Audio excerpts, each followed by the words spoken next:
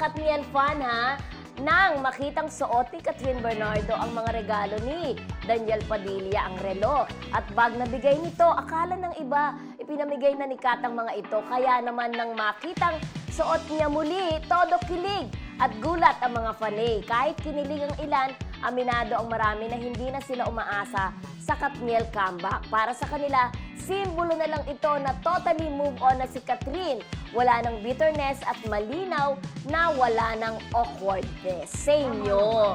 So sayang naman din kasi yung ipamita. Kayo ba, pag wala na kayo ng tao, hindi nyo na isusuot yung Pag-debatehin regalo? natin yan, no? Isusuot ko pa rin. Ibibigay Bakit? mo na lang. Sayang, no? Lalo na kung branded yun.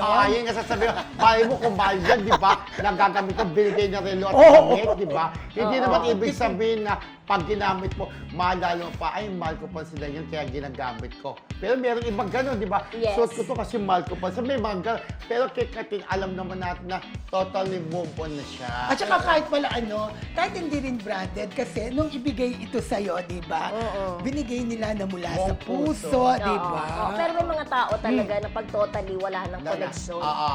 Ayaw na nila Ayaw magsuot na. ng mga May ganon. bagay-bagay na Correct. makakapagpaalala sa past. May ganon, may ganon. Oo, iba-ibang Ba, tao, eto? di ba? Kayo, yung mga viewers natin, di ba? Kayo ba, pag yung ex nyo, yung mga binigay sa inyo, sinusuot nyo pa rin ba, di ba? Depende. Sa akin, depende. Depende. Kasi iba pwede sinusot dahil gusto mo pang maalala, mahal mo pa. O sinusot mo, Kasi ginagamit sayang. mo. O dahil sayang. O para move on ka na, parang wala lang, okay lang, dahil sayang naman to, binigay to, pwedeng gamitan, why not? Na hindi ko isuot, di ba? So sinusot ng mga binibigay ng kanilang mga ex, di Oo, ba? pero yung iba naniniwala pa rin, sabi nga ni Jocelyn Golpe, kung di man sila ngayon, malay natin. Ayan na. Sila pa rin sa huli. Katniel, may ganun kasi, pag tinadhana Correct. talaga. Lalo na't parehas pa silang available, single. Correct. Oo, malay din naman natin. Okay. Oo.